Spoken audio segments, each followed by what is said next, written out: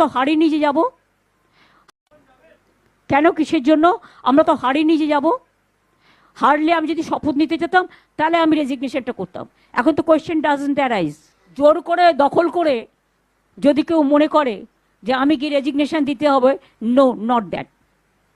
Now also I want to say that we didn't lose the election. It is their forceful attempt to defeat us. Officially, they may, through election commission, can defeat us. But morally, I am telling you that we won the election. কি বলেছিলেন শুনুন, রাজনীতিতে অমিত শাহ বলেছিলেন সবাইকে দড়িতে করে ঝুলিয়ে পেটানো হবে। আগে তাকে জিজ্ঞেস করুন, তারপরে অভিষেক ব্যানার্জি উত্তর দেবে। আর প্রেসটা আমি করছি, অভিষেক ব্যানার্জি করছে না। যা জিজ্ঞেস করার আমাকে জিজ্ঞেস করুন।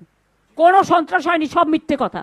এনআইএ থেকে শুরু করে একটা চকলেট বোম ফাটালেও কতবার 355টা টিম পাঠিয়েছে বাংলায়। এখন হিউম্যান রাইটস কোথায়? শিডিউল ট্রাইব কমিশন কোথায়? উইমেন কমিশন কোথায়? চিলড্রেন কমিশন কোথায়? কোথায়? ঘুমোচ্ছে কুম্ভকর্ণের মতো নাক ডেকে?